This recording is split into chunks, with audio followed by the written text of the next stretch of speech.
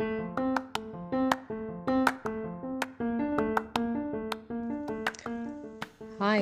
welcome to Personal Finance and Coffee Podcast.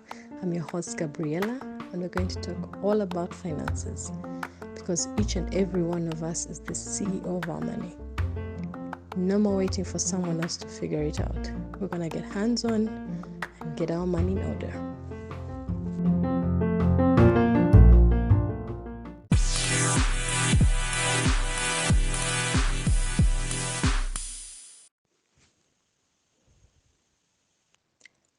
Welcome. This is episode 2 of the podcast, and today we're going to talk about where to start when all your finances feel like a mess. Now, the first time you decide to say that, like, I'm done, I'm getting my things in order, it can be overwhelming. You're like, okay, now where do I begin? So that's what this episode is all about. I'm going to share with you 5 steps to take to say, okay, this is point A, this is where I'm starting, this is where I'm at today. And knowing where you're starting from will guide your decisions on the way forward, on the choices that you will take going forward. It will guide you on the actions that you have to take to change things, to move from point A to point B. So the first thing that you need to do is, 1, you can do this on a piece of paper, you can do this on an Excel sheet, you can do this on a whatever form, Google Sheet, Word document. You need somewhere to write. That's all I'm saying. If you have a piece of paper right now, you can do this. You can do this with me. Pause after each step, write it down, or you can come back to it and do that. Now, the first step is to know how much you make. This is important. If you earn on salary, if you earn on commission, if you earn on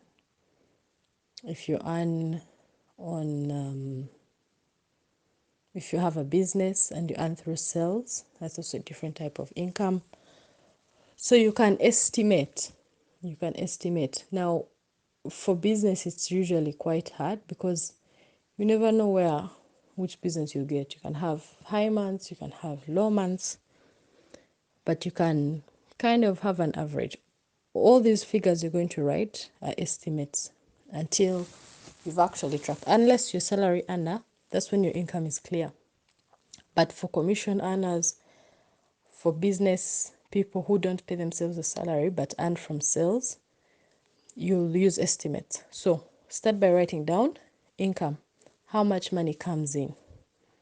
That's the first step. Now the second step is to write down the fixed expenses, the ones that don't change. Rent doesn't change. Your rent bill doesn't change. Usually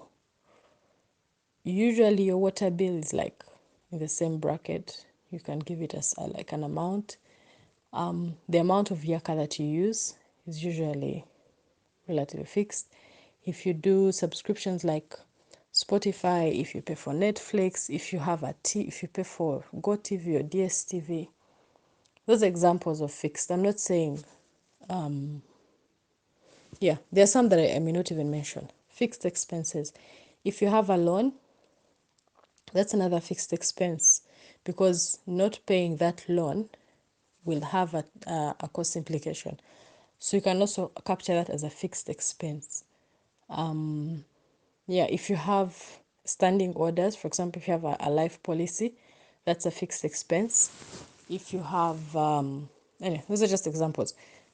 Fixed expenses are things that you must spend on, and the amount is it doesn't change month to month.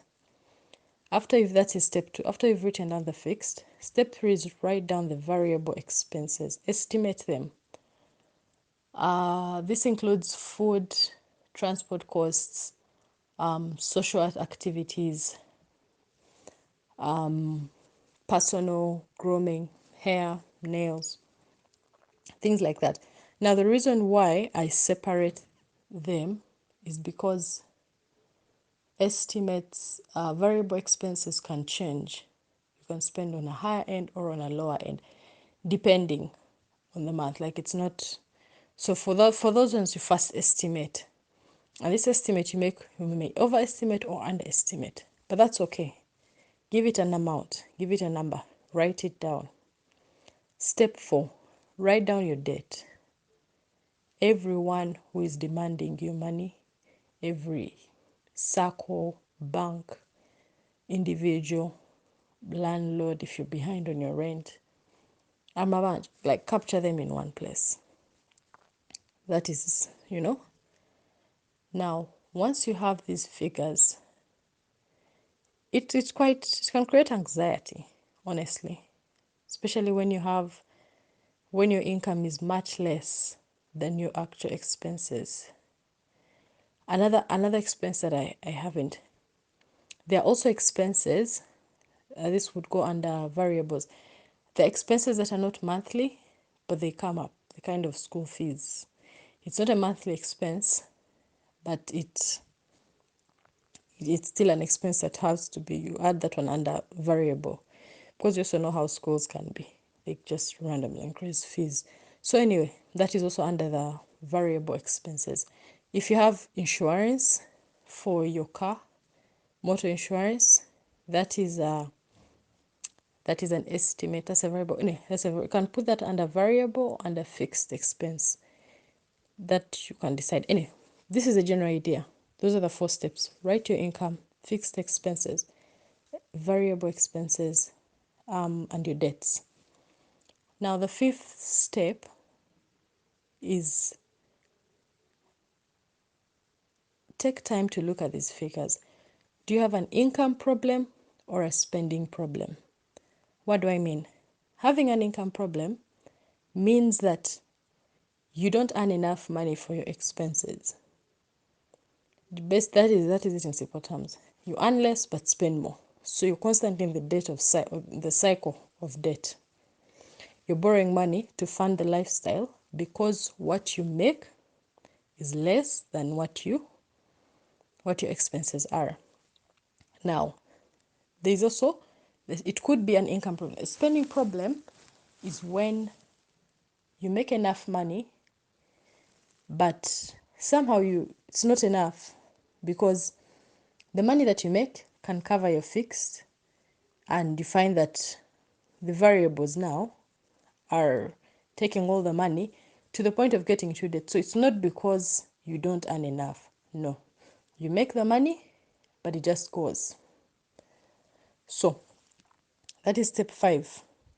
Do you have an income problem or a spending problem? Now, depending on the problem you have, it will guide the next, what you do after. So this is the 5th step, pretty much. Income problem, spending problem. If you have an income problem, there are 2 things you could do. Reduce costs, that is, move to a cheaper house. If you're using a boda all the time, use taxis. Food, look at how much you spend on food, reduce on the outings and the get-togethers. So that at least your income matches your expense. That is if the income is less, if you have an income problem. The second alternative is to make more money. If you have an income problem, you could ask for salary increase, get a side hustle, start a business, basically look for another job that earns you more money.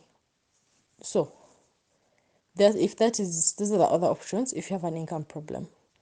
Now, if you have a spending problem, you now need to look at ways of cost cutting, because if the money you make is enough, but your issue is that somehow you're like, where's the money all gone?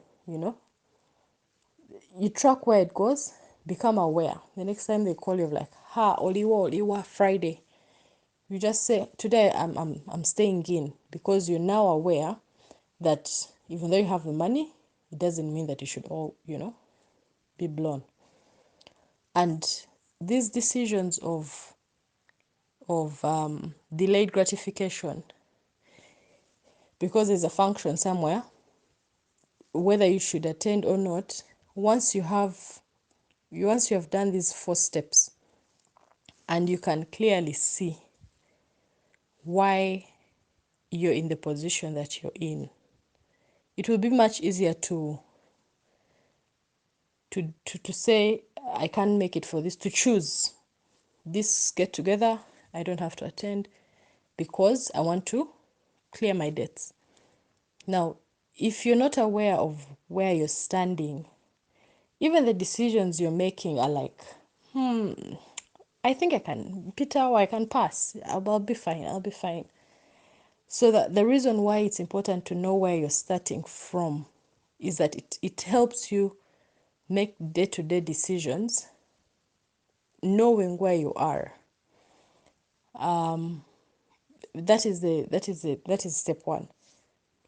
When your finances are all over the place, know where you are. Now, once you know where you are,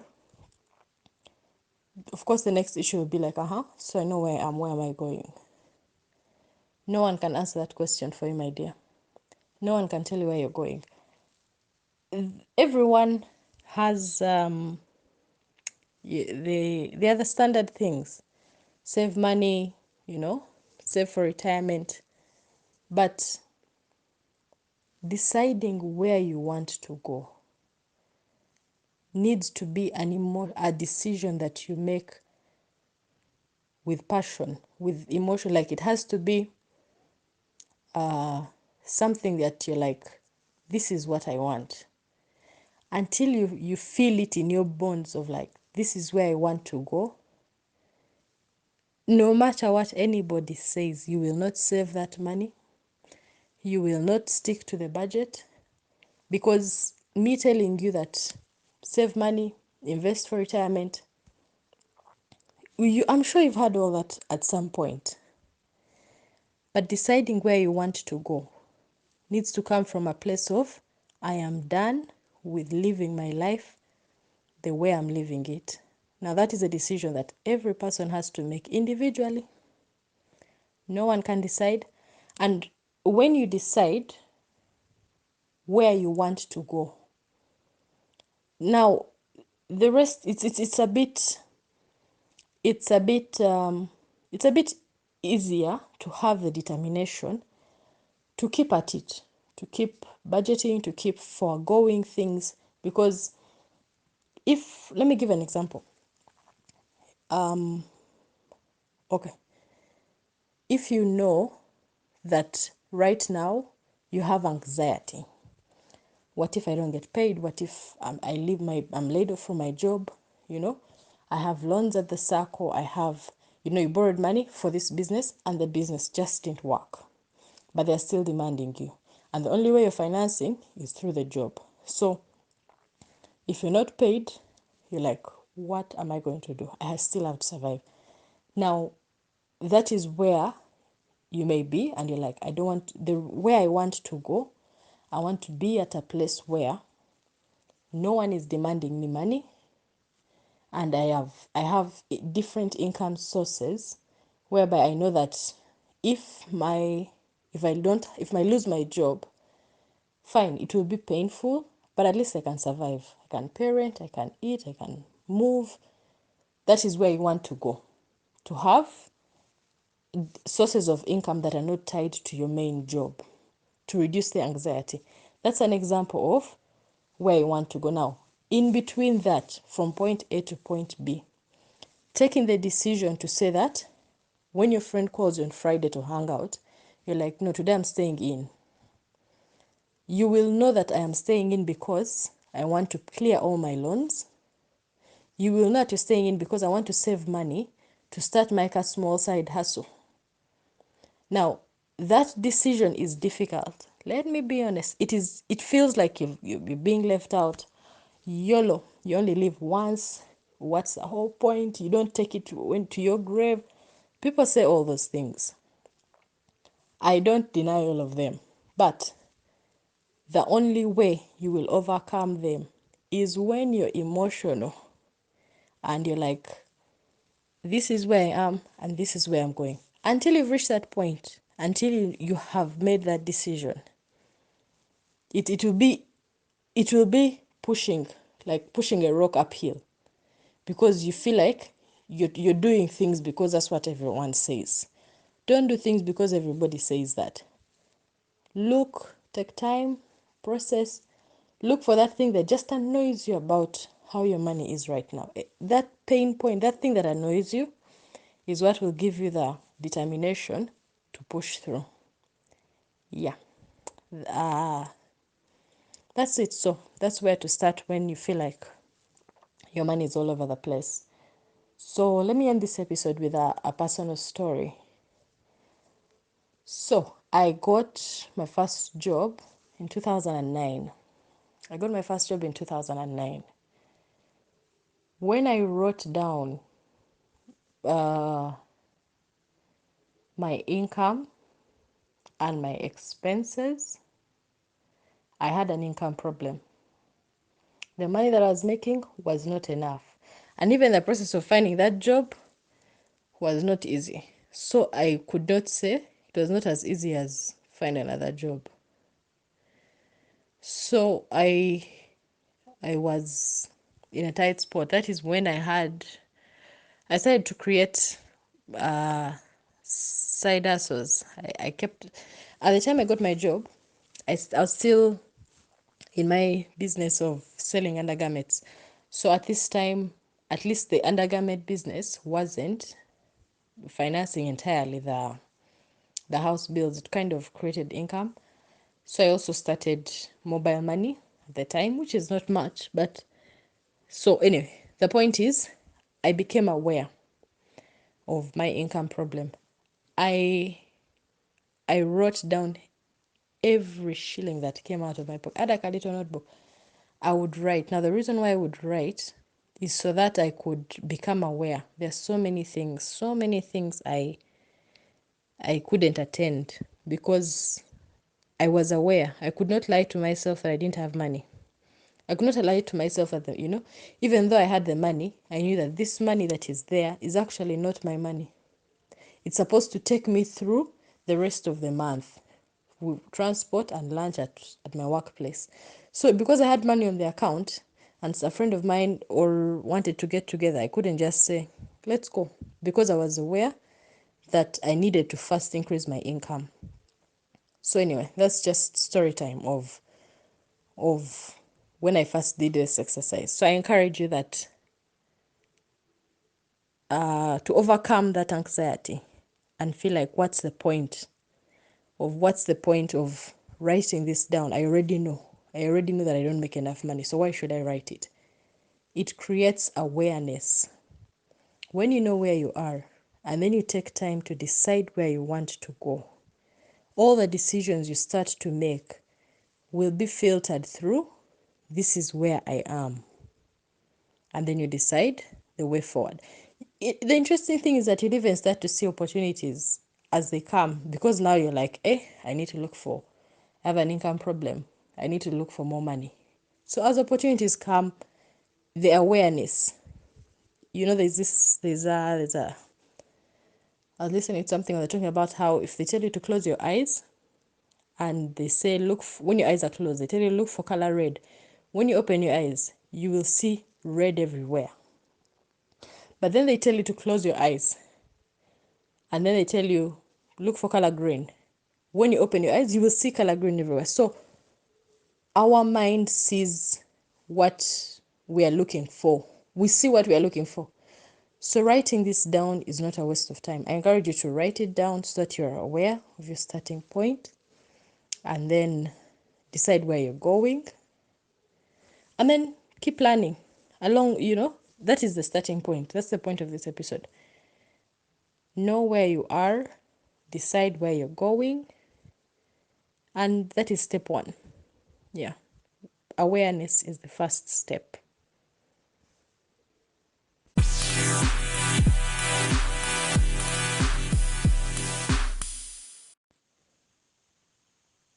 Thanks for listening to the end of the podcast. I really do appreciate your time. I hope you found value in this episode. Share with your loved ones. and subscribe to the podcast so you don't miss the next episode. Remember, you are the CEO of your money. No one else is.